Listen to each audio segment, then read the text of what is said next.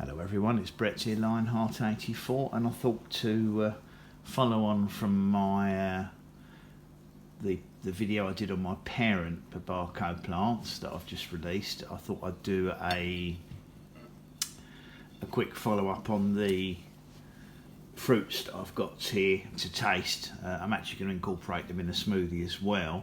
Now, for anyone who didn't have the backstory, I have successfully grown babaco before. They're also known as champagne fruit, sometimes as one of them as mountain papaya, and it's Carica pentagona. These two fruits I've got this year are actually very small. I've had them before and they've been over a foot long, 30 centimetres, and quite a decent thickness with a lot of pulp in. But the reason these fruits are this size is because they actually formed on my parent plant on one of two branches that it sent out, and because the branches were very sort of thin and bendy and hanging over, and also it was getting very tall, I decided to try and see if I could air layer them to propagate some more plants. And I didn't want to cut the two fruits off because it seemed a shame, although they were very small at the time, and they were green obviously because this was about last September, October, and they were only maybe about 2 or 3 inches long maximum at the time I decided to air layer it. I left the air layers on for about at least 5 or 6 months, and the fruit continued to grow, but the air layer also formed roots as well. So I removed the air layers a couple of months ago and staked the branch that these were on, and put them in a pot. They only had a very small root system, so obviously the fruits didn't grow much bigger, but they did continue to grow a bit, and they've obviously ripened off. Now, once the plants have been growing in the pot for a few months, if they flower again, they should produce a larger fruit. So I thought I'd cut this open on camera if you'd have a look inside, and then I'm going to taste them on camera, and then I'm going to incorporate them into a fruit smoothie with some mango and passion fruit that I had here, and then we'll taste it and see what it's like. So let's cut one open and have a look. They were, when they fell off the plant, if you saw the short video I did, they were sort of green with a couple of yellowish tinges, but I've left them in the fruit bowl for maybe it's about a week, and they've turned a sort of a dark yellow. They actually feel a bit too soft, so they're probably overripe now. And then I've put them in the fridge for a couple of days to stop them deteriorating so I can make the video. So let's just cut these open and have a look.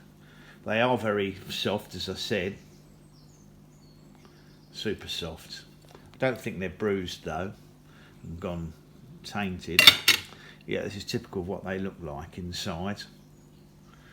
Normally they are quite a soft, squashy pulp. It's like a little bit spongy looking in the middle. They normally have quite a high juice content, not a high sugar content, and they don't have seeds in them because they're sterile. You can only propagate these from cuttings of stems or air layers. They can't be propagated by seed because they don't produce seeds. Let me just flip the camera around and we'll have a closer look. Welcome back. So I'm looking a little bit a bit rough and ready in the morning because I'm actually sitting here in my dressing gown because it's a Sunday morning when I'm filming this. So let's see what this tastes like, this one. Yeah, it tastes just like the other ones, probably not as sweet as when I had the large ones on because they were getting their energy from a large adult plant with a lot more root structure. These little air layers only had a small amount of roots. I believe they're used for mostly like this in drinks in their native climate. The flesh does have a slight fizziness to it, so I can see why they're called champagne fruit. That, and it's got that light colour to it as well. They're very, very juicy, but not a sweet fruit, and they don't taste anything like papaya, although they are Carica pentagona. I believe they can be cut green and used as a vegetable, but because I've only had fruits produced in ones or twos. I didn't have enough to bother cutting them off to try them as a vegetable, but as the 3 plants get larger, because I've still got the adult plant as you saw from the other video, it may well be that it could fruit again. It could produce 4 or 5 fruits on it, which might mean that I can use it in I could pick one and try them as a vegetable and see. Anyway, I'm going to pause the video, quickly blend these 2 babacos together with the mango and the passion fruit. Nice to be able to try one homegrown fruit, and we'll pop them into a smoothie and see what that tastes like. Be back to you in a second. Okay, so here we are back again.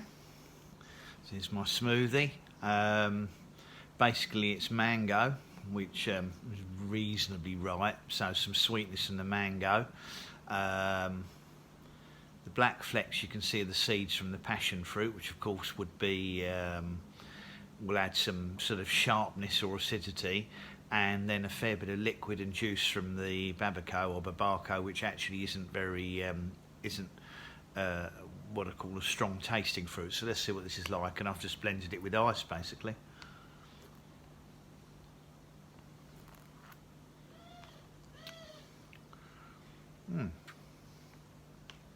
Very refreshing. It's not the sweetest fruit juice that I've had or tastiest, although you could of course add